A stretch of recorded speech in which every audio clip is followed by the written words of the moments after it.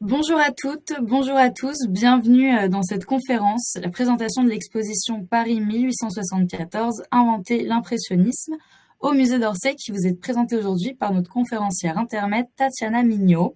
J'espère que vous allez bien. Nous sommes plusieurs participants aujourd'hui, on attend plus de 274 personnes. Bonjour Catherine, bonjour Monique, bonjour tout le monde. Déjà, petit sondage, est-ce que parmi vous, vous avez déjà visité l'exposition au musée d'Orsay? N'hésitez pas à nous le dire en commentaire si ça vous a plu. Ou alors, si c'est pas encore fait, je pense que la présentation d'aujourd'hui vous donnera envie de visiter l'exposition. Catherine a adoré. Super. Eh bien, avant de commencer, laissez-moi vous présenter Tatiana Mio, que vous connaissez sûrement. Donc, Tatiana est conférencière intermède. Elle est titulaire d'un master en art médiéval et d'une licence d'histoire obtenue à Paris 4 à la Sorbonne. Elle a préparé le concours des conservateurs du patrimoine, ce qui lui a permis de se spécialiser dans l'art du XVe siècle et du XVIIIe siècle. Nous organisons pour célébrer le mouvement, les 150 ans du mouvement impressionniste, une journée au temps des impressionnistes à Giverny, à l'occasion du festival Normandie impressionniste. Notre prochaine date sera le jeudi 30 mai 2024 avec Marie-Édith de la Fournière. Et une deuxième date le mercredi 12 juin 2024 avec Didier Bouchard. C'est à partir de 210 € par personne. Donc pareil, si ça vous intéresse, n'hésitez pas à vous rendre sur le site internet www.internet.com ou bien à contacter notre service client. Et sur les promenades culturelles, la prochaine que nous organisons, c'est la visite-conférence de l'exposition Mexicas des dons et des dieux au Templo-Mayor avec Blandine Gauthier au musée du Quai Branly. Ce sera le 19 juin 2024 à 14h45. C'est la troisième date qu'on propose. Il y a beaucoup de succès pour cette exposition. Donc, pareil, inscrivez-vous, les places vont partir très vite. Merci pour votre écoute. Je vous souhaite une excellente conférence. Au revoir et à bientôt. Merci beaucoup Célie, bonjour à tous. Moi aussi, je suis très heureuse de vous retrouver avec le très beau sujet qui est le mien aujourd'hui, puisque j'ai la chance et l'honneur de vous présenter l'exposition événement du musée d'Orsay. On en a une comme ça, entre guillemets, tous les 150 ans, puisque celle-ci a été montée pour célébrer l'anniversaire d'un des mouvements les plus populaire qu'il soit de la peinture. Vous l'avez compris, nous allons donc parler de l'impressionnisme. Alors, je vois dans le chat que certains d'entre vous ont déjà vu l'exposition et je pense que vous ne me contredirez pas. Il y a beaucoup de monde dans les salles. Il suffit de voir d'ailleurs la queue devant le musée d'Orsay. C'est en partie lié justement à cette exposition-là. Donc rassurez-vous, aujourd'hui, vous êtes bien au calme, tranquillement installé chez vous pour pouvoir assister à cette présentation. Et ainsi, si vous n'avez pas encore vu l'exposition, eh bien ça vous permettra de profiter pleinement de celle-ci, de vraiment vous concentrer sur les œuvres. Et si vous l'avez déjà vu, eh bien, je pense et j'espère que ce sera un doux rappel des œuvres que vous avez pu voir sur les murs. Alors, cette exposition, elle est quand même assez particulière quand on y pense, puisque c'est une exposition sur une exposition. Ce qui est quand même pas commun en soi, mais l'exposition qui est le sujet de celle-ci est mythique. L'exposition de 1874 est considérée comme étant l'acte de naissance du mouvement impressionniste et nous allons voir si c'est vrai ou faux, si la mythologie s'est pas complètement emparée de cette exposition-là pour en faire une sorte d'événement fondateur. Ce qu'il faut essayer de remettre en place quand on parle de l'impressionnisme, et c'est ce que fait très bien, moi je trouve, cette exposition, c'est tout le contexte historique qui est autour. Puisque quand je dis impressionnisme, tout de suite, vous voyez des tableaux avec des couleurs vives, avec une palette lumineuse, des sujets généralement plutôt agréables, des femmes au jardin, des jeunes filles en train de faire la lecture, vous voyez ce genre d'image-là. Pourtant, le mouvement impressionniste s'est constitué dans une période assez compliquée de l'histoire et notamment de l'histoire parisienne. On va se poser la question du quand, du où et du comment, puisqu'au moment où naît l'impressionnisme, Paris n'est plus tout à fait le même. Paris change de visage. Le Paris des impressionnistes qui se fréquentent, généralement depuis les années 1860, depuis le milieu des années 1860, c'est un Paris qui n'est plus tout à fait impérial et qui devient républicain. La République s'installe dans la douleur après un double traumatisme. Et c'est peut-être pour ça que certains d'entre vous ont été surpris par la première salle de l'exposition. C'est une salle qui est très très noire, qui est un petit peu tristoune quand on pense à l'impressionnisme. On a des murs qui sont tendus de noir avec quelques photos en noir et blanc. Et bien justement, c'est pour évoquer ce double traumatisme qu'ont connu les Français et plus particulièrement les Parisiens. Tout d'abord, la défaite de Sedan, la chute du Second Empire. Paris a été assiégé par les troupes prussiennes et les conditions ont été vraiment drastiques. On a quand même mangé les animaux du jardin des plantes, tellement on crevait de faim dans Paris. Et la paix ne va pas sonner le calme et le retour à une vie normale, puisque c'est la Commune qui prend le relais et Paris est à nouveau assiégé, mais cette fois-ci par des Français, par les troupes versaillaises. Nos artistes, ceux que nous allons évoquer tout au long de cette présentation, ont vécu différemment cette période-là. Monet, Pissarro, par exemple, ont quitté la capitale, ont quitté la France, puisqu'ils se sont réfugiés à Londres, ce qui aura son importance par la suite. Manet, Degas, eux, sont d'abord restés à Paris avant de quitter la ville au moment de la Commune. Renoir, Basile, eux ont été engagés et vous le savez peut-être, Basile a perdu la vie. Donc on vous accueille dans l'exposition avec notamment ces lithographies d'Édouard Manet, ces lithographies eau-forte, pour vous rappeler bien ce double traumatisme qui est celui qui précède tout juste l'exposition de 74, puisque vous le voyez, les événements se situent entre 70 et 71. Ce qui change aussi, bien, c'est le visage de Paris. Sous le Second Empire, Napoléon III a demandé à son fameux préfet, le baron Haussmann, d'agrandir, d'embellir, d'assainir Paris en traçant de grands axes de communication. La ville se débarrasse de ses oripeaux médiévaux pour devenir une ville moderne à l'image de Londres. Donc c'est un Paris qui est en pleine transformation à la fois politique, puisqu'on va passer de l'Empire à la République, mais c'est aussi une transformation urbanistique qui est en train de se produire. Le Paris, si vous voulez, de la jeunesse de nos impressionnistes est en train de disparaître pour devenir un Paris moderne. Et on vous évoque notamment dans cette première salle le cas de l'opéra, l'opéra Garnier qui crée une sorte de nouveau quartier autour de lui, en fait quartier qui existait déjà mais qui est complètement remodelé à l'occasion de la construction. Cet opéra a été commencé sous le Second Empire et achevé sous la Troisième République, c'est-à-dire sous le moment d'épanouissement du mouvement pictural que nous allons regarder ensemble. Et c'est dans ce quartier-là que va se tenir cette fameuse exposition de 1874. Alors, à ce moment-là, on ne les appelle pas encore les impressionnistes, donc je vous prie de me pardonner si parfois je fais le lapsus.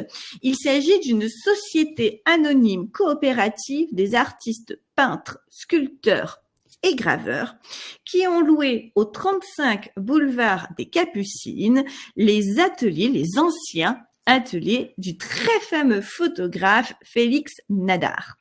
Cette adresse, elle n'est pas choisie au hasard. 35 boulevard des Capucines, c'est une manière de montrer qu'ils s'inscrivent dans la modernité. Puisque nous sommes sur les grands boulevards, ça montre le caractère commercial de cette entreprise. Et ça, j'aurai l'occasion de vous le rappeler très, très régulièrement. C'est tout d'abord une entreprise commerciale et on veut capter la clientèle qui se promène sur les boulevards. C'est-à-dire qu'on veut capter cette clientèle de la finance, du luxe, des grands cafés, des hôtels, du tourisme, déjà qui se développe très largement. Alors, ils n'ont pas pignon sur rue, comme vous le voyez, c'est un immeuble qui est assez haut. Ils vont louer les étages supérieurs, donc ils vont mettre des petits drapeaux en bas pour indiquer l'entrée de leur exposition. Cette exposition, elle est mythique, mais elle est très mal connue. Parce que les photos que vous voyez ici, eh bien, ce sont les seules photos que nous ayons du lieu. Mais ce sont des photos qui correspondent à l'installation réalisée par Nadar, à l'installation réalisée donc pour l'atelier de photographie. Quand notre groupe loue les lieux, pour d'ailleurs un loyer qui était assez considérable, 2020 francs, le salaire annuel d'un ouvrier à l'époque est de 200 francs. Donc vous voyez que c'est quand même une somme assez importante. Les lieux sont vides, il n'y a rien. Nadar, ça fait un petit moment qu'il s'est installé ailleurs, et il n'y a plus rien à l'intérieur. Mais nous n'avons aucune photographie de l'exposition de cette société coopérative de 1874. Nous n'avons rien du tout. Donc, pour reconstituer l'exposition, l'accrochage, et c'est tout le travail de recherche qui a été mené, eh bien, il faut s'appuyer sur d'autres documents. Il faut s'appuyer sur la correspondance des artistes qui évoquent leur accrochage. Il faut s'appuyer sur les journaux favorables ou défavorables, ce qui permet d'envisager un petit peu à quoi ça ressemblait. Donc, on est dans un lieu qui tient plutôt de l'appartement bourgeois que du grand palais de l'industrie avec ses 6 mètres de 4 mètres et quelques de haut, là où se tient le salon officiel. Nous avons un accrochage qui est assez aéré, avec peu d'œuvres sur les murs, et nous verrons que ça aussi, ça diffère très très largement du salon, et c'est surtout ça qui est tout à fait novateur. C'est que les artistes vont décider eux-mêmes de leur accrochage. D'une certaine manière, ils retrouvent une forme d'autorité pleine sur la présentation de leur œuvre, ce qui leur était complètement dénié au salon. Et en fin de compte, vous allez rapidement vous en apercevoir que ces artistes sont assez différents les uns des autres, voire même radicalement opposés parfois. Mais s'ils exposent ensemble, c'est quelque part, excusez-moi le terme, par opportunisme. L'idée, c'est que chaque artiste exposant donne son petit écho, paye sa cotisation, et donc plus il y aura de monde à exposer, plus la cotisation sera réduite. Les frais seront moindres pour chacun. Donc c'est vraiment une entreprise commerciale. On cherche à augmenter sa visibilité. Ce sont des artistes qui ont à la fois des difficultés pour être présentés au salon. On y reviendra, mais au salon, on n'expose pas qui veut. Il faut être sélectionné par un jury qui est très conservateur. Mais on verra qu'il y a des artistes qui étaient des habitués du salon, qui ont choisi de rejoindre notre société coopérative, Futur Impressionniste, pour retrouver cette liberté, cette main sur leur accrochage. La date d'ouverture de cette exposition, elle est très importante aussi. C'est le 15 avril 1874. Le salon, lui, ouvre le 1er mai. Alors, pourquoi est-ce qu'ils ont voulu ouvrir avant le salon? Eh bien, c'est parce que toute la presse, toute l'opinion sera ensuite mobilisée par le salon. Nous, on a un petit peu de mal à envisager, quoique on retrouve un petit peu cette notion du grand phénomène d'exposition événement, mais le salon officiel, c'était le grand moment de divertissement mondain, artistique. Tout le monde allait au salon, qu'on aime ou qu'on n'aime pas la peinture, tout le monde allait au salon parce que c'était vraiment le grand moment de la vie de la société du temps. Donc après le 1er mai, c'est foutu, tous les regards seront tournés sur le salon. Alors, ils auraient très bien pu organiser leur exposition après la fermeture du salon, puisque cette fois-ci, les journalistes, entre guillemets, seraient un petit peu désœuvrés. Mais ça les aurait fait passer pour des rejetés du salon. Ce que certains sont, on va pas se mentir, mais ils ne veulent pas passer pour ce genre de profil. Ouvrir avant, c'est bel et bien montrer que leur exposition est un choix. C'est eux qui ont décidé de présenter ainsi leur travail. Et pour répondre à votre question, Catherine, oui, c'est une entreprise commerciale dans le sens où ses œuvres sont en vente. Alors certaines sont prêtées, Durand-Ruel, le fameux marchand, prête des tableaux à la demande des artistes présents, mais d'autres sont en vente. Alors je vous le dis tout de suite, je casse un petit peu le suspense, mais ce sera un fiasco total. Il y a un petit peu plus de 200 œuvres qui sont présentées, seules 5 seront achetées. Donc, l'entreprise commerciale à ce niveau-là va pas marcher du tout. Mais ça va leur créer une forme de notoriété, une sorte de bad buzz, disons-le, mais qui ensuite permettra, alors après quelques années de scandales et de mauvaise réputation, de développer vraiment leur carrière. En tout cas, ce qui importe pour eux, c'est de multiplier leurs chances de montrer leurs œuvres. Alors surtout pour ceux qui n'arrivent pas à passer le jury du salon, parce que vous n'avez pas beaucoup d'opportunités en fait pour vous montrer votre travail au 19e siècle. Vous avez le salon, vous avez quelques galeries de marchands, mais elles sont pas très nombreuses. Et quand vous êtes un artiste, si vous ne montrez pas votre travail, vous ne pouvez pas vendre. Et si vous ne vendez pas, vous crevez de faim. C'est ce qui arrivera à Monet, à Renoir, notamment. Donc pour eux, il était essentiel de reprendre la main sur leur accrochage, d'autant plus que Durand-Ruel, le fameux, a beaucoup souffert de la Commune et de la guerre de 70, et en 73 et 74, il n'achète quasiment plus rien parce qu'il ne peut plus, il est au bord de la banqueroute, le monsieur. Donc nos artistes sont obligés de trouver une autre voie pour montrer leur travail et espérer le vendre. Bon, je vous l'ai dit, ça va pas franchement marcher, mais il y a là une démarche qui est promise à une très belle postérité, puisque l'art moderne, l'art dans les années suivantes, procédera de cette manière.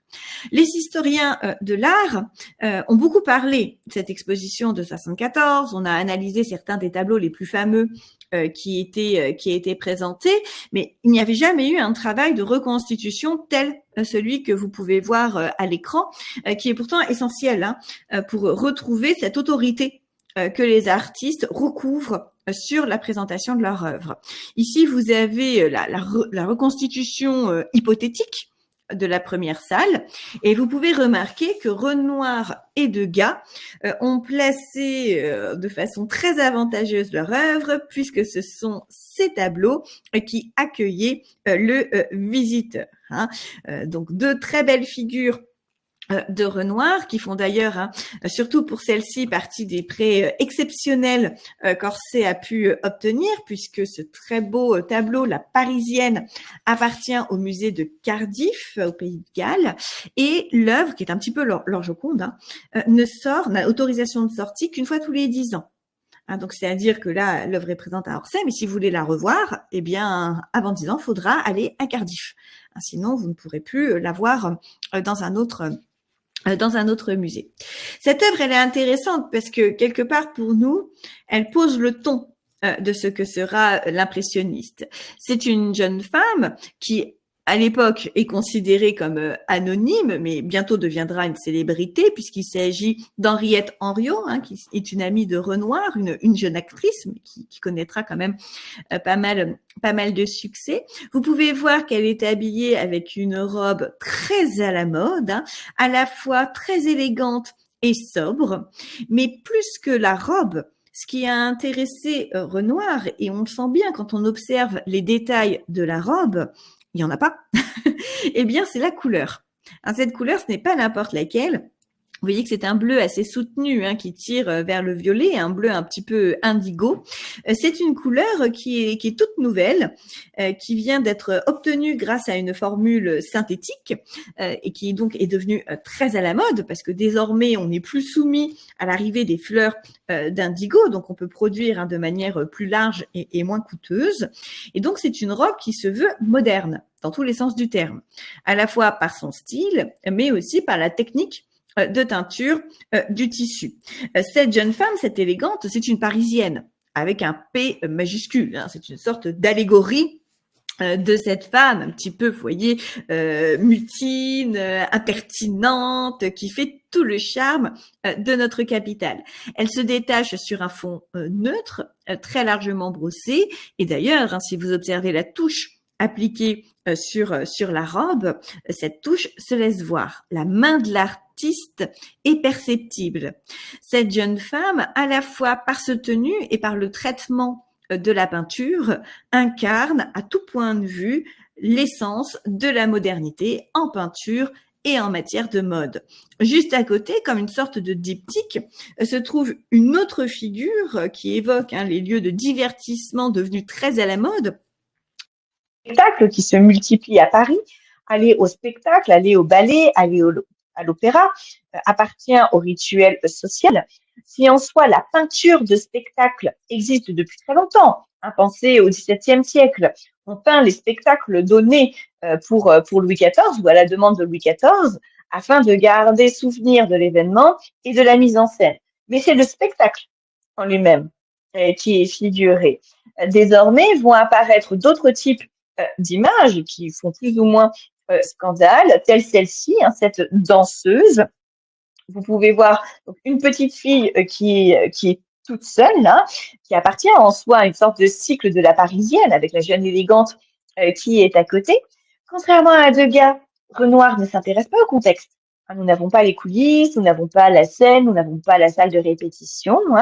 C'est une jeune fille qui pose en tutu bleu, qui nous regarde et qui fait vraiment écho aux recherches de Degas et qui nous montre, tout comme Degas le fait avec sa répétition qui est accrochée juste à côté, que ce petit monde de l'opéra est un monde ambigu, puisque d'un côté, il y a le charme, l'innocence plus ou moins affichée de la jeune fille, et de l'autre côté, c'est ce que vous révèle ici un Degas quasiment sans filtre, avec l'homme que vous apercevez assis sur une chaise au fond, c'est aussi le monde de la prostitution. Ce monsieur fait partie des abonnés, il a donc le privilège d'aller en coulisses pour choisir laquelle de ces jeunes filles passera la nuit en sa compagnie. Très régulièrement, ces petits rats sont aussi des prostituées. Ce qui fera dire à un critique, petite fille encore? Sans doute. Femme déjà? Peut-être. Jeune fille? Jamais. Ces petits rats passent de l'enfance à l'état de femme sans aucune transition. Aucune de ces petites filles n'a choisi le milieu de la danse, c'est leurs parents qui l'ont fait pour elles, en espérant que justement, elles se trouvent un protecteur, comme le monsieur qui est ici. Ce que nos artistes représentent aussi sans ambiguïté, c'est le rituel social que représente le fait d'aller au spectacle. La loge de Renoir, cette fois-ci, les modèles sont connus, même s'ils jouent un rôle en soi. C'est le frère de Renoir que vous voyez ici, et une jeune femme nommée Nini, qui était très connue à Montparnasse. Mais regardez là, cette Nini, elle a les lèvres rouges, du rouge à lèvres donc, elle a les joues légèrement fardées, elle est habillée assez luxueusement, c'est une cocotte. Ici, vous avez une courtisane avec son galant. Donc c'est un sujet quelque peu litigieux, mais le tableau aura quand même beaucoup de succès du fait de ce très beau morceau de peinture. Anne Grel, je vous ai mis un petit détail du collier de perles avec cette touche virevoltante qui est l'une des caractéristiques de l'impressionnisme. La tension qu'on a sur le jeu de regard, et on sent qu'il y a toute une question sur le regard. Le spectacle est aussi bien sur la scène que dans la salle. Cette jeune femme nous regarde, mais vous voyez que son compagnon regarde autre chose, et vu l'angle de ses jumelles, c'est pas la scène qu'il est en train de regarder. Donc il y a tout un triangle comme ça de regard qui se met en place et qui pose la question de notre observation et de ce que nous cherchons à voir lorsque nous regardons bien évidemment une peinture ou alors un spectacle. Il faut savoir que d'ailleurs Renoir attendait des prix assez élevés pour ses œuvres. Celle-ci n'a pas été achetée en 74, mais aura quand même un assez joli succès critique. Ce qui ne sera pas forcément le cas de celle présentée par Monet, qui lui aussi interroge le regard avec le boulevard des Capucines. Nous savons que Monet présente deux tableaux, deux boulevards des Capucines. Et d'ailleurs, chose assez surprenante, quand je dis impressionnisme, tout de suite, Claude Monet, ça vous vient immédiatement à l'esprit. Monet, c'est pas celui qui présente le plus d'œuvres. Il présente 5 tableaux, et peut-être plus surprenant pour nous, mais on y reviendra, 7 pastels. Celui qui présente le plus d'œuvres, c'est Bracquemond, avec une trentaine. On a 31 artistes présents dans l'exposition, 7 seulement pour nous correspondent à ces artistes que nous appelons impressionnistes. Nous allons voir qu'il y a une grande variété de profils. Ce qui compte, c'est cet opportunisme de pouvoir présenter de manière indépendante du salon officiel son travail. Et donc ici, Monet présente une œuvre qui, en soi, n'a rien d'innocent. Nous voyons une vue de Paris, une vue sur les boulevards. Ce n'est pas innocent parce que ces boulevards sont associés aux souvenirs des révolutions, aux souvenirs des répressions. Et tout comme Renoir le faisait dans la loge, il y a un jeu sur le regard, puisque si vous observez bien l'image, votre point de vue est celui des personnages qui sont là, sur le bord droit du tableau. Regardez les chapeaux haute forme noirs qui débordent sur le bord droit du tableau. Ils sont à leur balcon, en train de regarder par-dessus le balcon sur les boulevards. Eh bien, c'est cette vue que nous avons, c'est cette vue que nous propose Monet, une vue qui ressemble fort à celle que l'on devait avoir du 35 boulevard des Capucines. Donc, il y a vraiment un jeu sur la fusion entre l'art et la vie, puisque celui qui regarde ce tableau est au 35 boulevard des Capucines, à l'étage. Donc, s'il se penche au balcon, eh bien, il aura cette même vue-là. Ce boulevard des Capucines, nous ne sommes pas complètement certains déjà de la pièce dans laquelle il était accroché et que ce soit vraiment celui-ci. Il faut savoir que dans l'exposition du musée d'Orsay, vous avez en fait 3 types d'œuvres qui sont présentées. Tout d'abord, vous avez des œuvres comme La Parisienne de Renoir, par exemple, qui, c'est certain, étaient présentes dans l'exposition. C'est ce tableau-là qui a été montré au public au 35 boulevard des Capucines en 1874. Ça, c'est une certitude. Il y en a d'autres dont le titre est un petit peu plus flou. Par exemple, Boulevard des Capucines. L'artiste en a peint plusieurs à la même période. Bon, il est très difficile de savoir exactement lequel de ces tableaux se trouvait dans l'exposition. Donc, vous avez aussi des hypothèses, c'est-à-dire des œuvres. Il y a de fortes chances que ce soit elle, mais on ne peut pas l'affirmer à 100%. Et le troisième niveau, ce sont des œuvres dont nous savons qu'elles n'étaient pas présentes, ni au salon de 74, ni à l'exposition indépendante de 74, mais qui sont placées là comme substituts à des œuvres qui, elles, c'est sûr, étaient présentes, mais qu'on n'a pas pu obtenir. Donc, vous allez trouver ces 3 degrés pour essayer de vous reconstituer ce qu'ont été ces deux grands événements.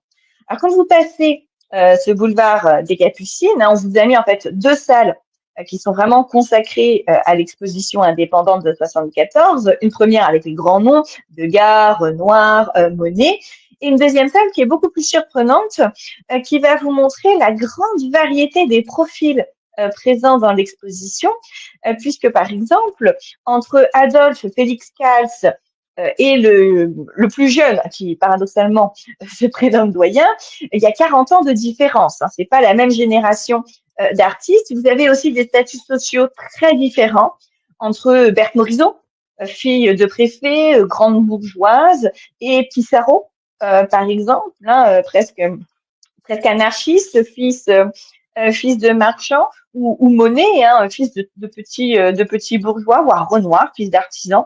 Donc des profils qui sont très variables et surtout des styles très très différents.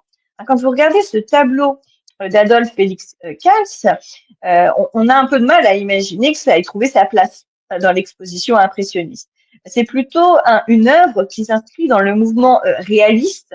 Vous voyez un Jean-François Millet, par exemple, qui a représenté le monde paysan. Ici, c'est un pêcheur qui est figuré. Mais si Kals a rejoint l'exposition indépendante, c'est une citation, la conviction qu'une seule chose peut sauver notre art, c'est l'application rigoureuse des principes de liberté.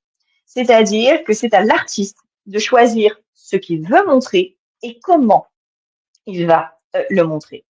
De liberté qui était refusée aux artistes, pourtant acceptés au salon. Ils n'avaient absolument pas la main sur le choix de leurs œuvres et sur l'accrochage. Et c'est pour ce principe-là que Kals, qui vous le voyez, peut sembler très différent d'un Monet, par exemple, eh bien, a choisi de rejoindre cette exposition indépendante. C'est d'ailleurs à peu près pour les mêmes principes que Berthe Morisot a choisi aussi de rejoindre cette exposition-là. Berthe Morisot, c'est une fille de préfet, c'est une femme qui a choisi de faire une carrière professionnelle, ce qui est loin d'être une évidence pour l'époque. Elle a été admise au salon à 2 reprises, Donc, en soi, elle peut très bien montrer son œuvre. Et puis, son niveau social fait que si elle ne vend pas, il n'y a pas péril en la demeure. Alors, vendre, c'est toujours bien parce que ça permet une reconnaissance. Quand quelqu'un veut acheter une de vos œuvres, cela prouve bien que vous êtes un artiste avec un grand A. Et c'est cette reconnaissance-là que cherche Berthe Morisot. C'est pas nécessairement l'argent qui va avec. Elle en a pas besoin en soi. Mais elle va choisir en 74, invitée par Degas, de rejoindre ce groupe d'artistes justement pour retrouver sa liberté de présenter son œuvre. Au salon, on présente les œuvres des artistes par ordre alphabétique. Donc, vous ne choisissez pas si vous êtes dans la première salle ou dans la dernière, hein, tout dépendra de votre patronyme. Vous ne choisissez pas les œuvres que vous allez montrer. Il y en a 2 par artiste, donc vous en envoyez 15 par exemple, mais il n'y en a que 2 qui seront choisis. Et vous n'allez pas non plus choisir où elles seront accrochées. Donc si vous présentez par exemple un petit tableau comme ça, un format A5, vous voyez, eh bien votre format A5, il peut très bien se retrouver à 3 mètres de haut, parce que c'est le seul endroit où il y avait une petite place. Donc, vous imaginez bien que pour l'appréciation de l'œuvre, c'est loupé. C'est très frustrant pour un artiste. Vous avez passé la barrière du jury, ce qui en soi est déjà une petite victoire. Donc, vous êtes content, hein, vous avez fêté ça avec vos amis. Et quand vous vous rendez dans l'exposition avec vos amis, vous vous apercevez que votre œuvre, elle est tout là-haut, là-haut, là-haut. Ou au contraire, elle est tout en bas.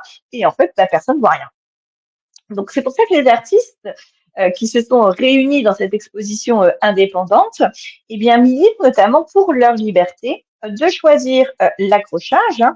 Et si je vous remets la reconstitution, cette fois-ci, nous avons un accrochage qui est assez moderne pour notre regard, avec des œuvres qui sont à hauteur de regard et des œuvres qui sont, alors pas complètement isolées non plus, hein, puisque vous voyez qu'il y en a de part et d'autre, mais vous n'en avez pas une autre qui est accrochée ici, vous n'en avez pas des formats. Je vous montrerai tout à l'heure une vue du salon. Vous verrez que les œuvres sont vraiment accrochées, mais alors à touche-touche. Et je n'exagère pas. Je vous montrerai ça dans quelques instants. Donc, ce sont des artistes qui, pour la question de liberté, d'autorité de l'artiste sur son œuvre, eh bien, ont choisi de faire cavalier seul, en tout cas de se séparer du salon, et Berthe Morisot renoncera complètement à l'exposition officielle. Alors, ce qui a fait scandale, ce qui a notamment choqué l'ancien professeur de Berthe Morisot, c'est que dans notre histoire, il y a un petit trublion. Ce trublion, c'est Paul Cézanne, qui présente une moderne Olympia et qui accroche son tableau juste à côté de celui-ci. Il n'y a pas de sujet plus différent l'un de l'autre. Je pense que vous le sentez. D'un côté, vous avez, si je reviens sur le Berthe Morisot, une scène calme, sereine, d'intérieur. Hein. C'est une bourgeoise en costume 19e siècle, une sorte de Madone contemporaine hein, pour l'époque, qui regarde mélancoliquement son bébé. Donc une scène très bon chic, bon genre. Tandis que de l'autre côté, eh bien, c'est une scène de prostitution qui se dévoile à vous, une moderne Olympia. Édouard Manet avait fait scandale un petit peu moins de 10 ans plus tôt avec la fameuse Olympia qui fait partie des collections du musée d'Orsay. Et cette fois-ci, là où Manet laissait planer une légère, très très légère ambiguïté, hein, vous voyez que Cézanne, lui, il vous dévoile les coulisses avec la femme nue, dévoilée, c'est le cas de le dire, par sa servante noire et l'homme hein, qui est ici au premier plan. Alors c'est une sorte de clin d'œil un petit peu grinçant, hein, puisque c'est un hommage à Manet, bien évidemment, mais c'est un hommage, un petit peu ironique, puisque Cézanne et Degas d'ailleurs hein, sont un petit peu fâchés contre Manet. Vous savez peut-être que Manet est souvent considéré comme étant le père de l'impressionnisme, ce qui n'est pas tout à fait le cas, puisque Manet n'a jamais appartenu au groupe impressionniste. Il a toujours refusé de présenter son travail avec eux. Il estimait qu'il fallait battre les académiciens sur leur propre terrain et qu'il fallait donc réussir à franchir la barrière du salon, hein, faire tomber la barricade du salon. Degas et Cézanne lui en veulent beaucoup parce qu'ils estiment qu'avec sa notoriété, alors notoriété de scandale, mais notoriété quand même, Manet aurait pu faire venir beaucoup de monde à l'exposition impressionniste. Une exposition dont l'entrée était payante. Ben oui, il faut rentrer dans ses frais. Il faut payer la peinture des murs, enfin la tenture plutôt des murs, la lumière, l'éclairage au gaz. Nadar avait fait installer l'éclairage au gaz pour ses photographies. Nos impressionnistes vont s'en servir pour organiser des expositions nocturnes. Grâce à cet éclairage, eh bien, on pouvait ouvrir plus tard. Mais évidemment, tout ça, ça coûte de l'argent, de même que l'impression du catalogue. Donc, plus il y aura de visiteurs, plus il y a de clients potentiels, et plus, évidemment, eh bien, on aura de chance de rentrer dans les frais de l'exposition. Ce qui ne sera pas le cas, hein, elle sera déficitaire. Il n'y avait pas que de la peinture, il y avait aussi de la sculpture. Auguste Louis-Marie Autain peut peut-être surprendre, surtout quand on voit les sujets qu'il présente. Un buste de Jean-Auguste Dominique Ingres, qui est quand même voilà, le grand maître de l'art dit néoclassique, hein, la grande inspiration officielle. Ou alors, regardez cette jeune fille tenant un vase d'inspiration antiquisante. La présence de ces œuvres à l'exposition que nous qualifions d'impressionniste, elle a de quoi surprendre quand même. Eh bien, sachez qu'Autain, il vient d'un milieu modeste. Il a été le prix de Rome, donc c'est un académicien. Il est parti à Rome entre 36 et 37. C'est un très grand habitué du salon. Il est exposé à de très nombreuses reprises entre 1840 et 1860. Mais il a fait de mauvais choix. En 1871, il s'est engagé aux côtés de Courbet, du côté de la Commune, ce qu'on ne lui a pas pardonné, et donc il est devenu persona non grata au salon. Donc là, vous voyez, une des problématiques des artistes, il ne peut plus exposer au salon, il faut bien qu'il montre son travail, lui qui a participé quand même à la Fontaine Médicis, hein, c'est voilà, un artiste qui comptait. Et bien voilà pourquoi il choisit de se joindre à cette exposition indépendante. Donc, vous voyez que ce sont vraiment des profils très, très variés. Et en fait, ce qui les lie, ce n'est pas une même conception esthétique, c'est une entreprise commerciale. On s'associe pour réduire les frais et pouvoir organiser une exposition où chacun aura l'opportunité de montrer son travail comme il le souhaite et avec un peu de chance de dénicher des acquéreurs. Donc, voilà ce qui explique ce rassemblement de profils très, très divers et de techniques aussi très diverses. Et ça, c'est nouveau. Ça, c'est nouveau parce qu'au salon, les artistes sont classés par ordre alphabétique et par technique. Je dis n'importe quoi. Vous savez peut-être que Berthe Morisot, si vous avez vu la très belle exposition du musée Marmottan, pratiquait le pastel. Imaginons. Vraiment, je suis voilà dans l'exemple le plus pur, fantasmé. Imaginons que Berthe Morisot présente au salon une huile et un pastel et que les deux œuvres sont acceptées. Eh bien, l'huile sera accrochée dans une galerie et le pastel sera accroché dans une autre galerie. On sépare les différentes techniques, ce qui ne permet pas de voir tout le potentiel d'un artiste, ce qui ne permet pas de voir l'amplitude d'un artiste. Avec l'exposition indépendante, eh bien, ce sera le cas par exemple de Monet. Il expose 5 tableaux à l'huile et 7 pastels. Eh bien, on va les voir côte à côte et donc on va pouvoir comprendre le caractère protéiforme de l'artiste et ses différents domaines de compétences. Donc, vous avez différentes techniques qui vont se juxtaposer. Alors, parfois, ce sont des artistes différents, hein, comme Autain fait que de la sculpture, par exemple, mais il y a des tableaux qui sont accrochés autour. Parfois, ce sont l'œuvre d'un même artiste. Donc, on va trouver peinture, sculpture, pastel, gravure. Félix Bracquemond, qui est une des toutes dernières recrues, puisqu'il faut rallier des exposants qui vont payer leurs petites cotisations et ça permettra de réduire les frais. Plus on est nombreux, mieux ce sera. Donc, jusqu'à quelques jours avant l'ouverture, Bracquemond, lui, a été recruté une semaine avant l'ouverture. Eh bien, on va essayer comme ça de faire venir des gens.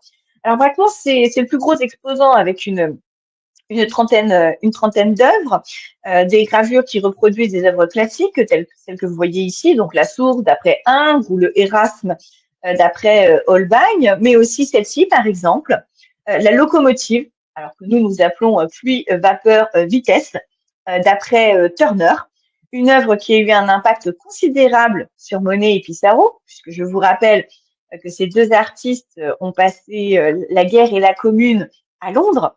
À Londres, qui vont-ils regarder? Ils vont regarder Turner, ils vont regarder Constable, des artistes qui ont pratiqué le paysage. Monet et Pissarro sont des paysagistes et surtout des artistes qui annonce déjà le traitement de la couleur pour la couleur.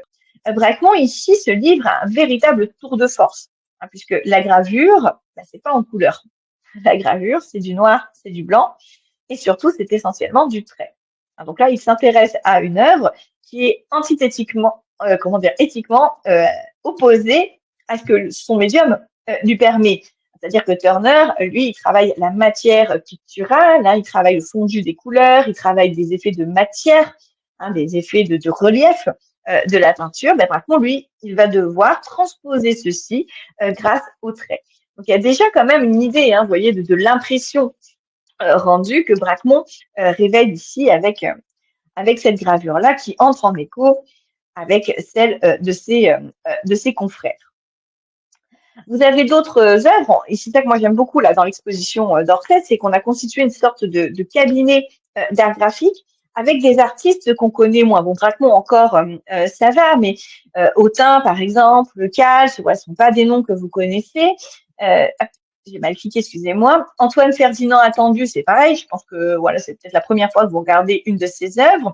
Un très beau pastel, très classique en soi. Ça évoque les natures mortes hollandaises, un Chardin à la rigueur, mais en tout cas, une très belle démonstration du talent du pastelliste. Vous avez aussi un peintre sur émail qui se nomme Alfred Meyer, qui, vous voyez, reproduit des œuvres classiques à l'émail. Vous avez aussi un aquarelliste, Zachary Astruc. Alors, Zachary Astruc, lui, réalise essentiellement des aquarelles japonisantes. En 1858, le Japon a ouvert ses frontières à l'Occident et on a un très bel accord avec la France à partir de 58. Ils ont ouvert leurs frontières en 53, mais bref.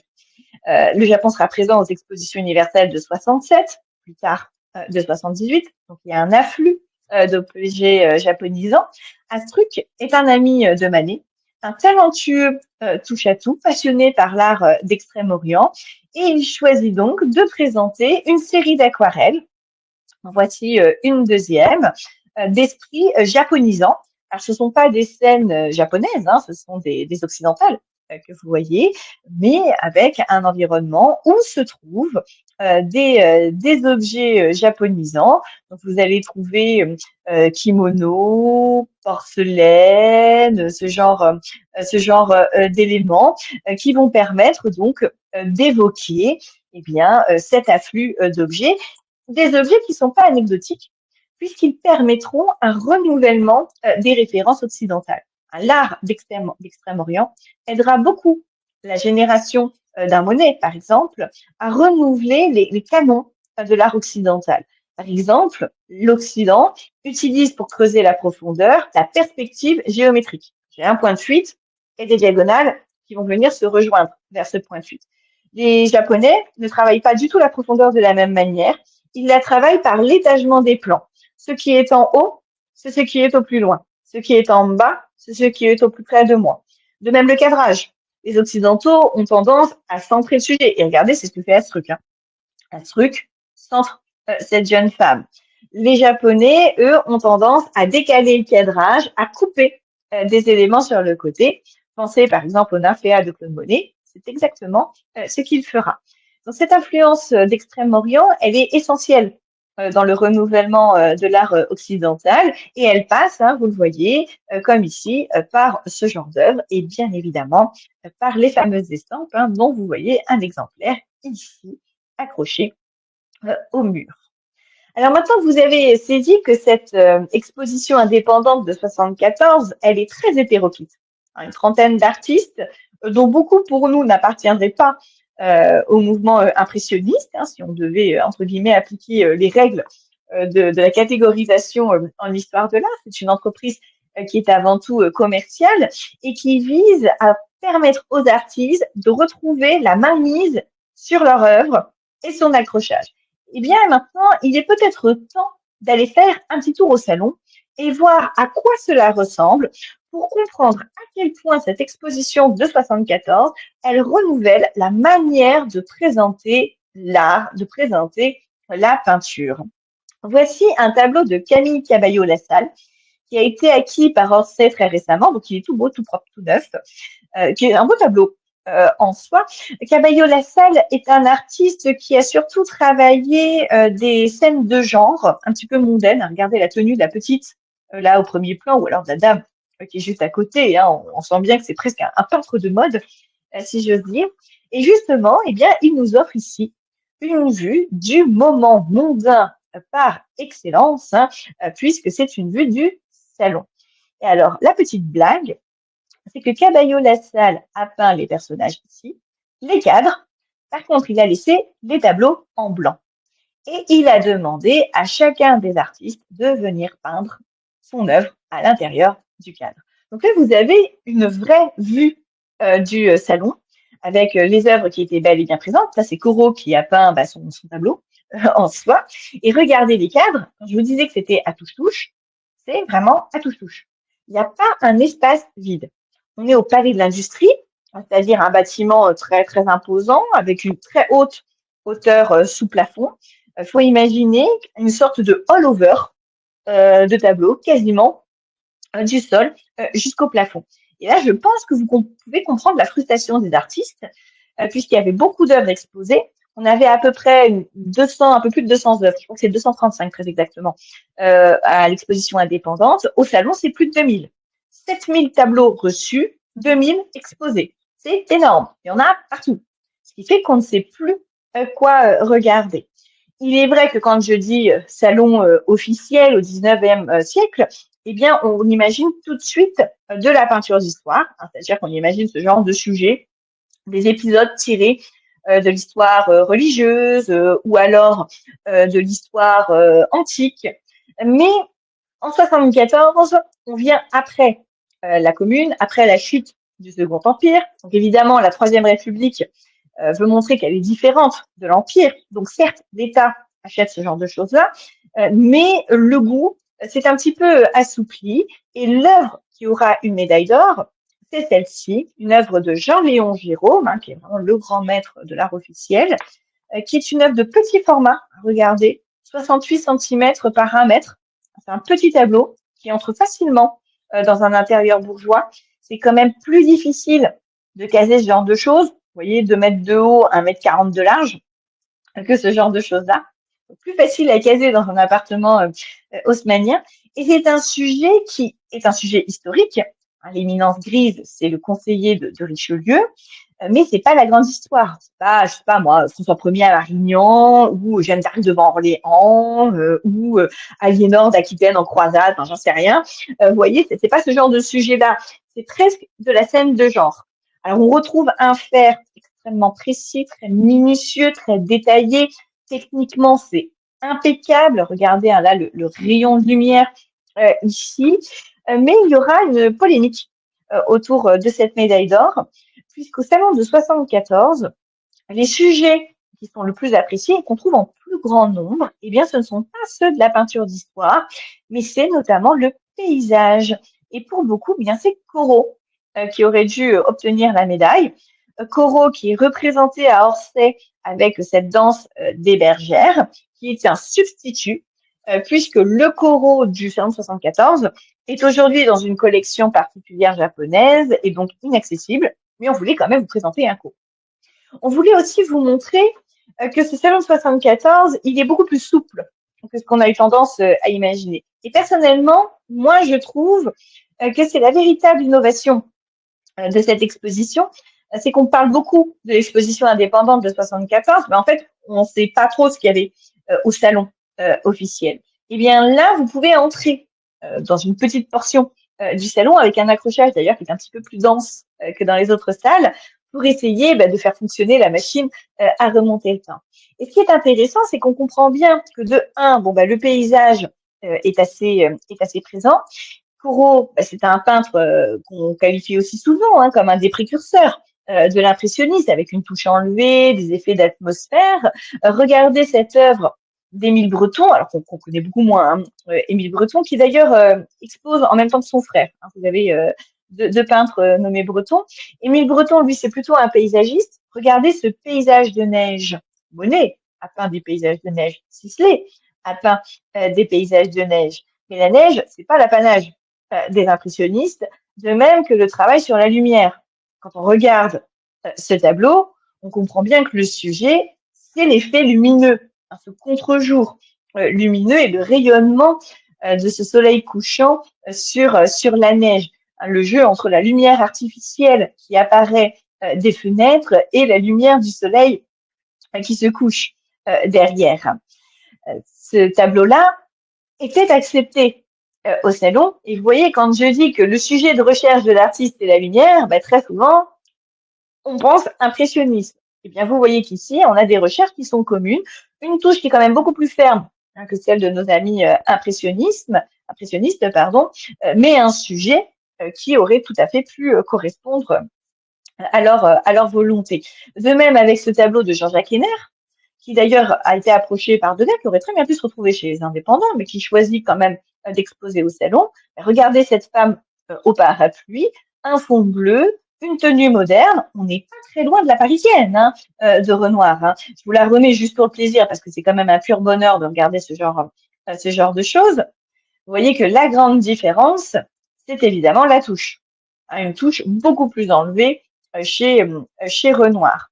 Ce salon est aussi un salon qui s'internationalise, hein, des artistes étrangers. Il n'y a pas que les Français qui exposent au salon.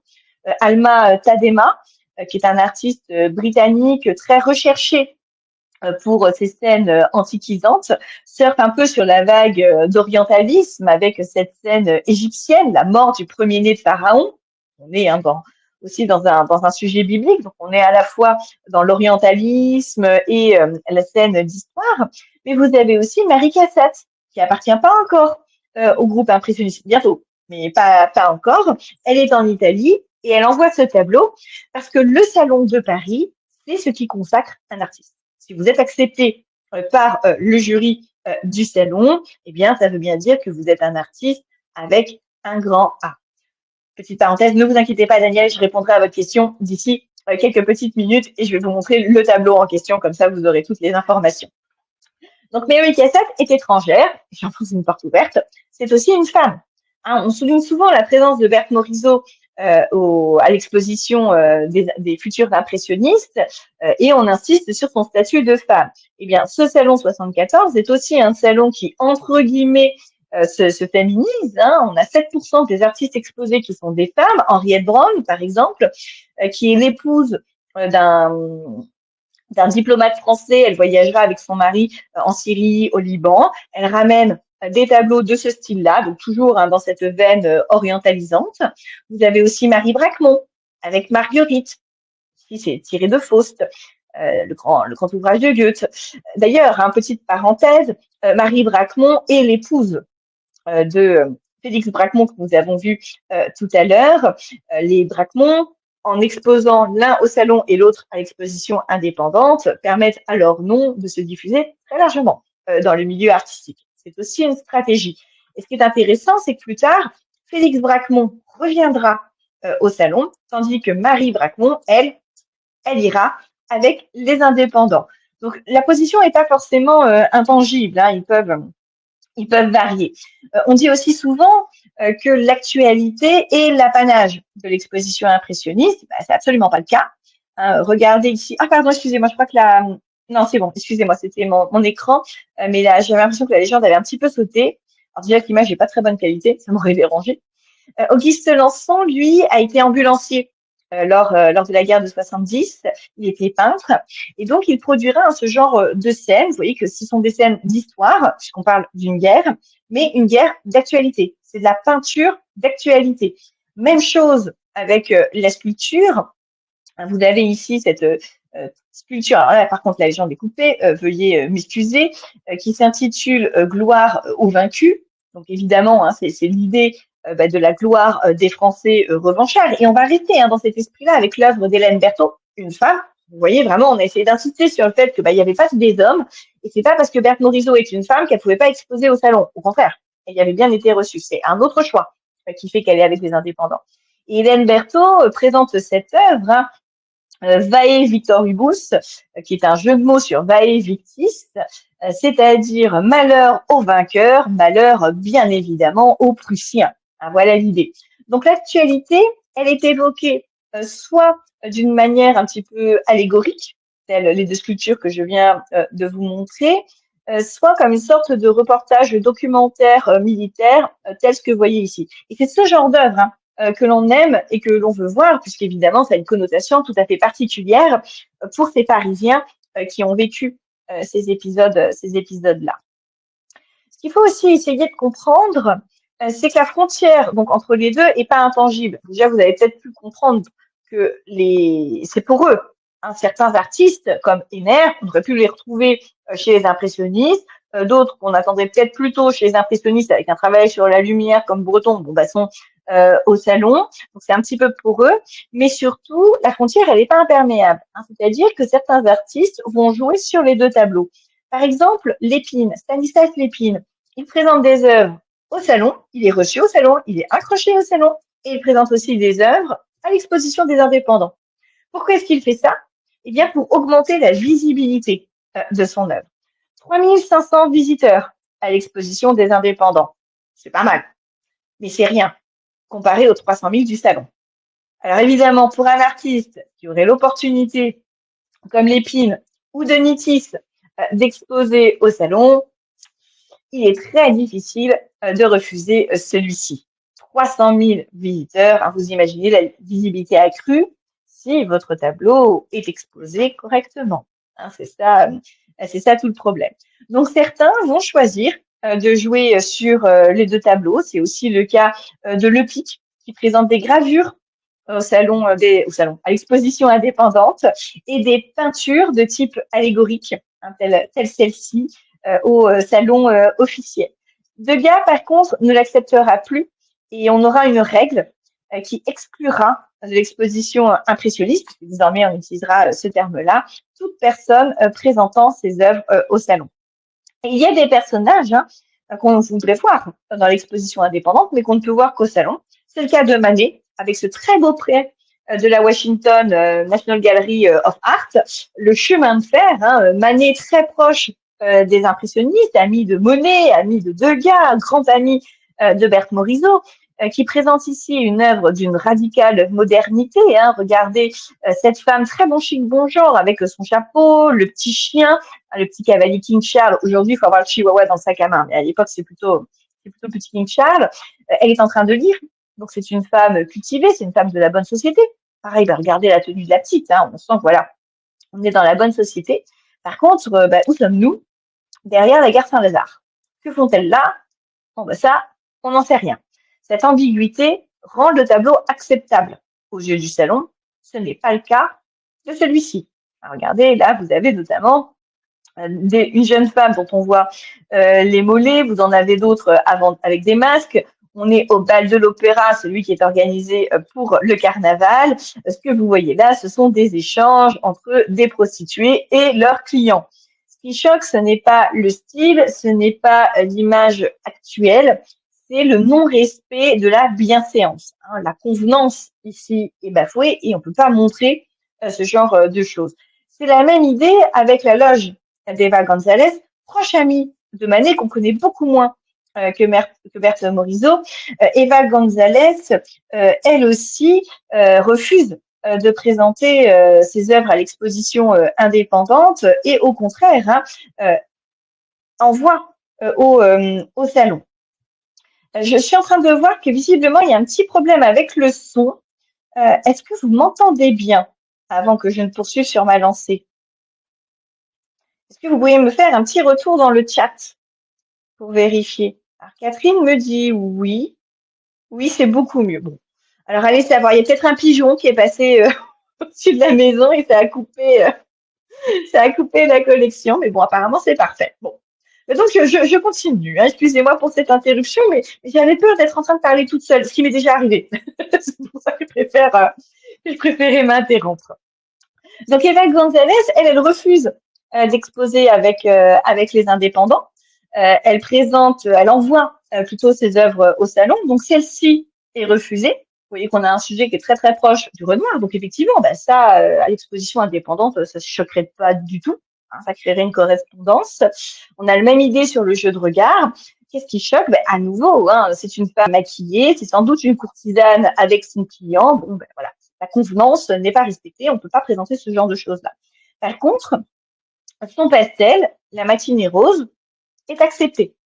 Alors Eva González, qui est une figure très intéressante, se laisse pas marcher sur les pieds et annonce aux journalistes que ça, son pastel c'est présent au salon. Par contre, si vous voulez voir la loge, une loge aux Italiens, eh bien, elle ouvrira son atelier. Donc, elle ne se rattache pas à un groupe, elle ouvre son atelier. Alors, pour le faire, il faut avoir un atelier. Ce n'est pas forcément le cas de nos artistes qui sont un peu hébergés à droite, à gauche. Monet, Renoir, par exemple, ont longtemps travaillé au crochet de Basile, si j'ose dire. Basile, lui, venait d'une famille un petit peu plus aisée. Ses parents lui donnaient une rente, et donc il avait les moyens de se payer un atelier. Renoir et Monet, voilà. Venez, excusez-moi l'expression, squatter. Parce que je crois qu'il n'y a vraiment pas d'autre terme chez Basile. Il n'était pas question pour eux de faire de l'atelier un lieu d'exposition où on accueillerait du public. Eva González, elle, peut se le permettre.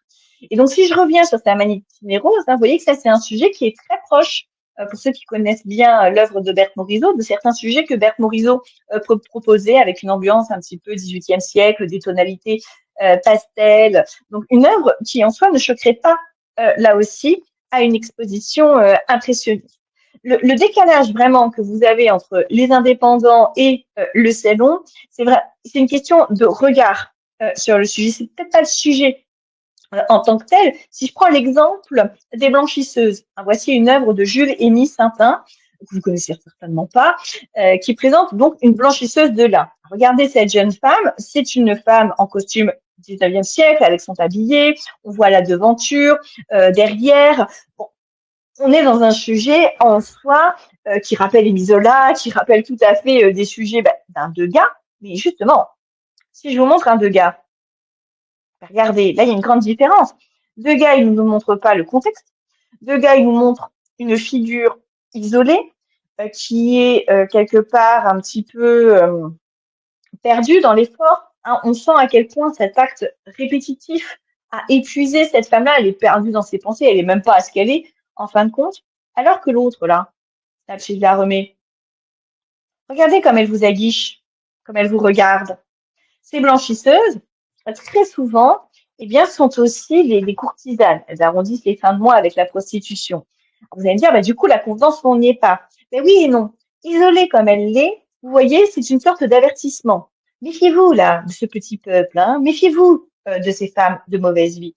C'est la même chose avec celle-ci. Ça, c'est une courtisane. Regardez, elle a le petit bichon à la main, elle est vêtue somptueusement, elle est maquillée, fardée, tout ce que vous voulez.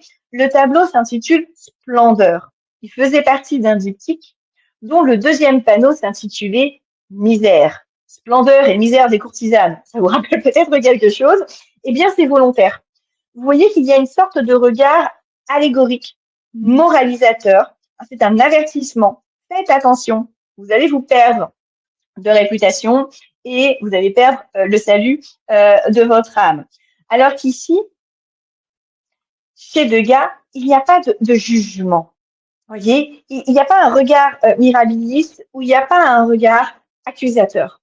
Il présente simplement sa figure, un peu comme le ferait pour le coup un Émile Zola. C'est vraiment ça la grande différence entre les deux.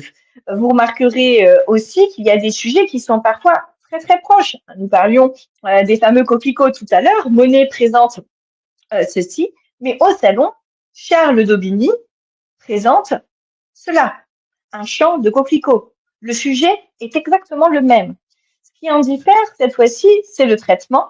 Regardez les coquelicots très denses, avec un contraste très fort chez d'Aubigny, alors que chez Monet, on a une palette légère.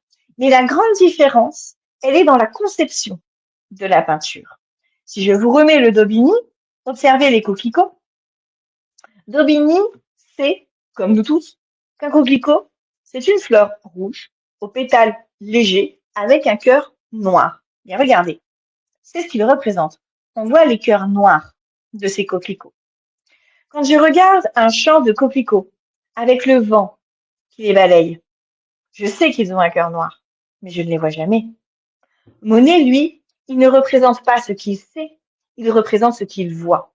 Il ne vous propose pas une expérience intellectuelle, il vous propose une expérience de l'ordre de la sensation, une expérience optique. C'est ça, la grande différence entre les deux.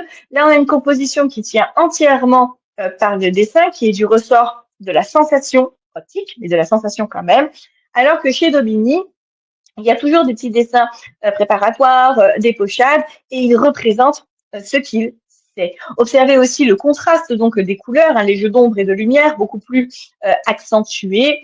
Ça aussi, c'est une grande divergence avec Monet. C'est un travail chez Daubigny qui est entre guillemets un petit peu plus classique. Donc, vous voyez que ce sont des différences d'approche plutôt que des différences de sujet qui vont créer le clivage qu'on pourra avoir entre les deux.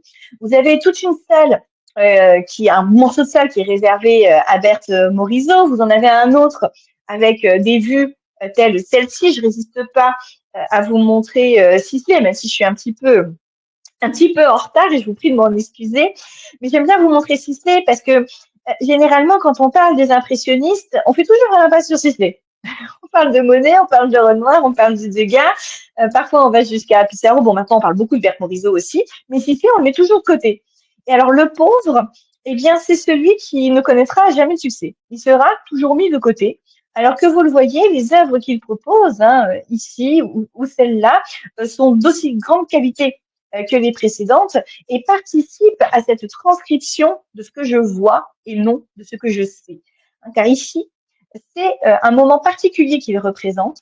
Il y a eu un hiver très très dur, la Seine a gelé et au moment de la fonte des glaces, eh bien la Seine a débordé. Ça a été une véritable catastrophe. Des ponts, des maisons ont été emportés. Et quand je regarde ça, c'est une image sereine. Quelque part, la nature, elle se fiche de nos petits problèmes d'être humain. La lumière continue son joli travail de reflets, de couleurs. Observez les arbres presque orange là derrière. Et c'est ça que Sisley cherche à nous représenter. En toute fin de parcours, ou presque, vous allez enfin trouver la fameuse vue du Havre que vous attendez, impression soleil levant. Volontairement, Orsay n'a pas voulu commencer avec ce tableau pour ne pas créer un phénomène, vous voyez, de tableau star, d'exposition construite autour d'un tableau, puisque vous l'avez vu, c'est pas le cas. J'ai réussi quand même à vous parler pendant un petit peu plus d'une heure sans vous parler de l'impression soleil levant de cette exposition impressionniste de 74. Plutôt de cette exposition indépendante. Donc, c'est bien que cette exposition n'est pas construite autour de ce tableau-là. Mais on savait très bien qu'il allait créer l'événement. Voilà pourquoi on l'a mis un petit peu à part. Alors, c'est vrai que quand je dis exposition 74, tout de suite, ah oui, impression soleil levant, et c'est à partir de ce tableau qu'est né le terme impressionniste. Eh bien, c'est vrai et c'est faux. Il faut savoir que c'est clairement pas le tableau le plus remarqué de toute l'exposition. Seuls 2 critiques vont l'évoquer. Donc, vous voyez que c'est peu, en fin de compte. Et quand on l'évoque, eh bien, c'est pas avec ce tableau que va apparaître le terme impressionniste.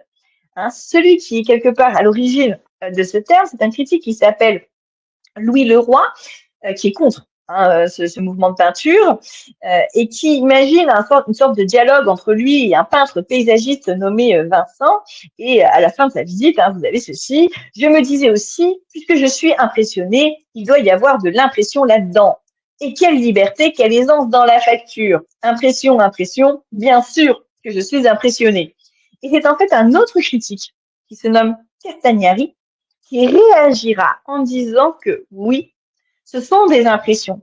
Oui, ce sont des peintres impressionnistes, c'est lui qui utilise le terme, pour dire que peindre une impression, peindre le ressenti tout en conservant l'image de la réalité, eh bien, c'est très difficile et que donc ce sont des peintres de talent qu'il ne faut pas dénigrer. Donc, certes, dans l'impression soleil levant, je ne vois pas grand-chose. Et d'ailleurs, Monet dira qu'il a utilisé ce titre parce que ça ne pouvait vraiment pas passer pour une vue du Havre. On ne voit pas le Havre. Donc, il aurait dit comme ça un petit peu au hasard, mettez impression soleil levant.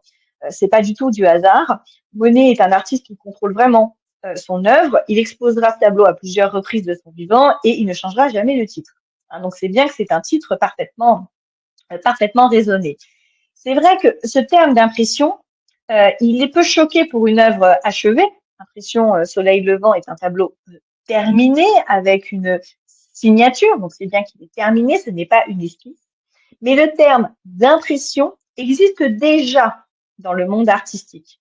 Hein, c'est un terme qui est utilisé pour évoquer des ébauches, hein, pour évoquer des pochades qui vont ensuite être utilisées pour créer d'autres œuvres plus terminées, plus poussées.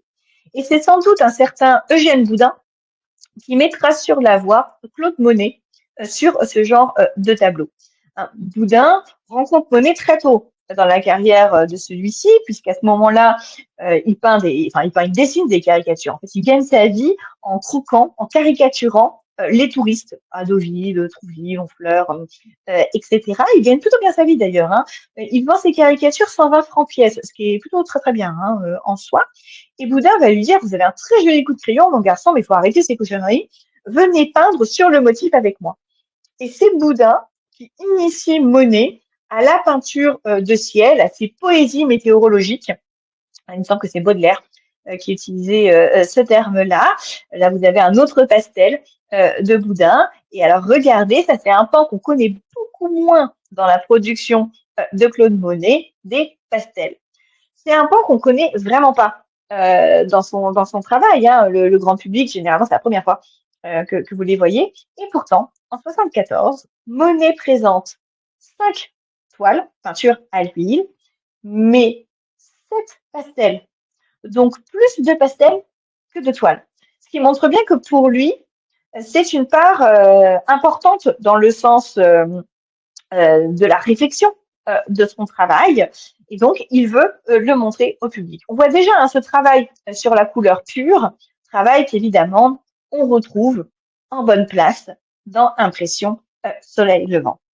Vous avez donc vu que cette exposition de 74, elle est à la fois pas si divergente du salon que ce qu'on a souvent construit. Il y a une sorte de mythologie qui s'est emparée de cet événement-là. Les deux ne sont pas foncièrement opposés puisqu'on a des artistes qui vont jouer sur les deux tableaux. On a des artistes qu'on verrait bien dans l'un ou dans l'autre. Et d'ailleurs, Monet retournera au salon.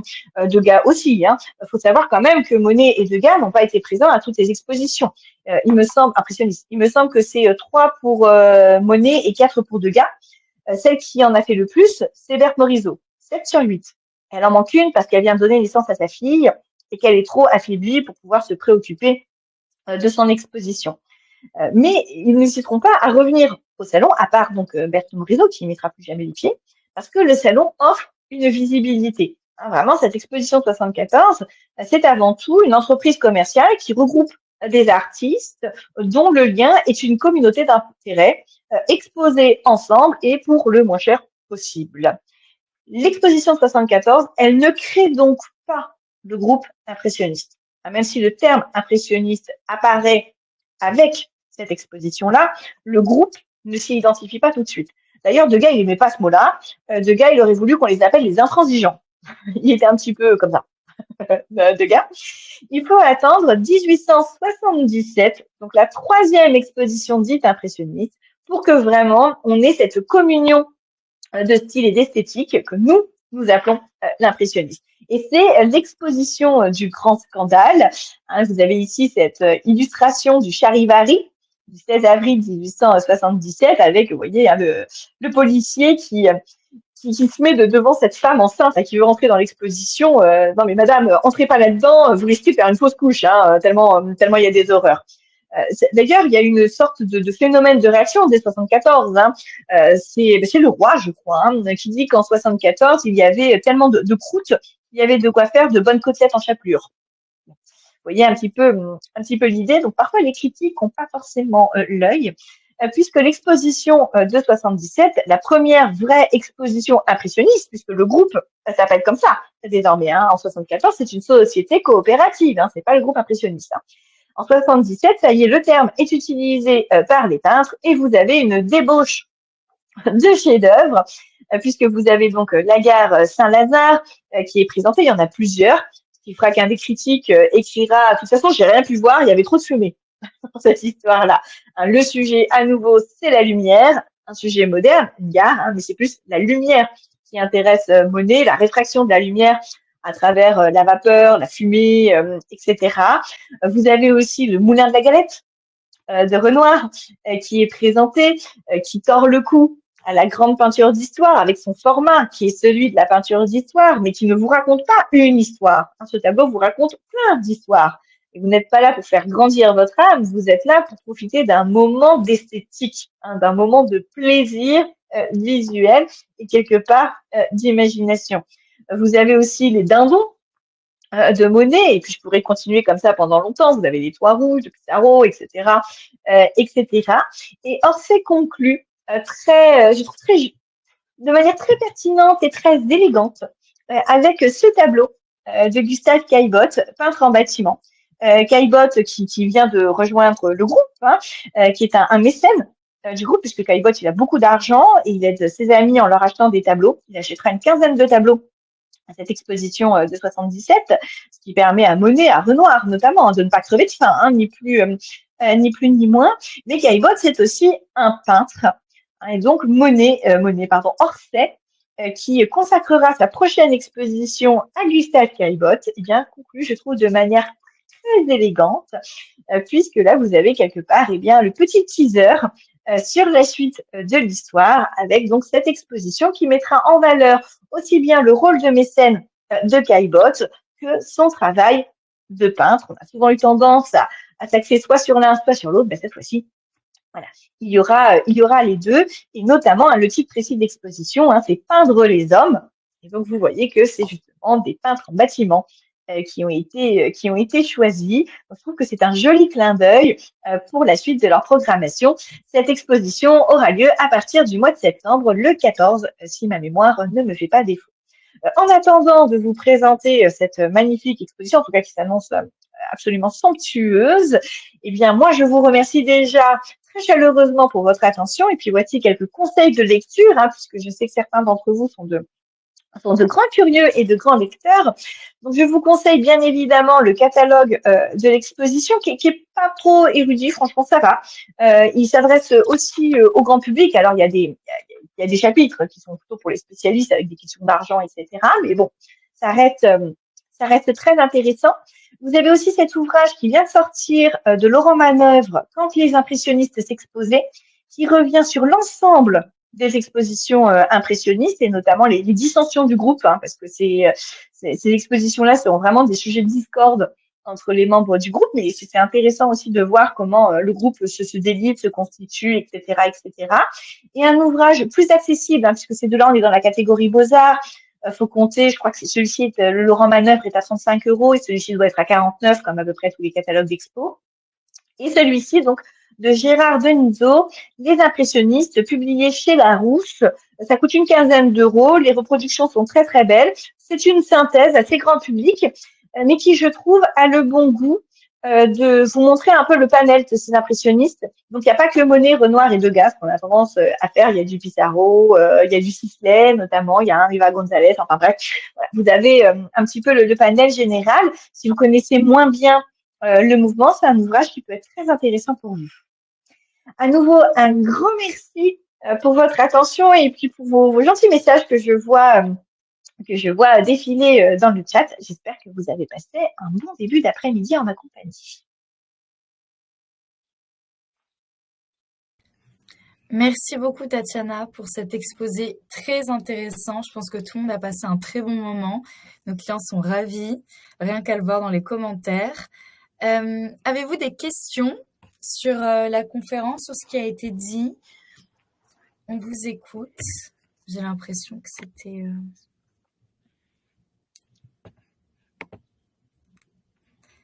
Merci beaucoup pour tous vos commentaires. C'est vrai que c'était passionnant. Et c'est super la recommandation à la fin. Ça, c'est génial. Merci. Bon, eh bien, messieurs, dames, si vous n'avez pas de questions, je pense qu'on s'arrête là. Et pourquoi Sisley était peu apprécié de Catherine Grosch? Alors bon, il y a plusieurs raisons. Il y a peut-être déjà des mauvaises stratégies, on va dire ça, dans sa manière d'exposer. Il y avait son caractère aussi. C'est un petit peu isolé des autres membres du groupe, donc moins de visibilité. Ce qui fait que c'est pas qu'il a été moins apprécié, mais peut-être moins connu que les autres. Et autant Berthe Morisot avait vraiment le soutien du reste du groupe parce qu'elle était alors assez solaire en fin de compte comme personnalité, un peu, vous voyez, un peu fascinante hein, comme femme, très, avec des amis très très forts dans le groupe. C'était moins le cas de Sisley. Donc Berthe Morisot, c'est vrai que son œuvre était moins connue parce que grande bourgeoise, c'est surtout resté dans le cercle privé, mais il y avait le soutien du groupe, ce qui a moins été le cas pour Sisley. Mais aujourd'hui, Sisley, c'est vrai que il est moins connu que Renoir, etc. Mais je vous souhaite de trouver un Sisley dans le grenier de votre grand-mère. Hein. Merci beaucoup, Tatiana. Exposé passionnant, comme la conférence avec vous sur la rénovation de Notre-Dame au musée du Trocadéro. Plein de retours très positifs. Merci à vous pour votre participation et pour votre écoute. Et on vous dit à très bientôt. Merci beaucoup. Au revoir. Au revoir, merci à tous.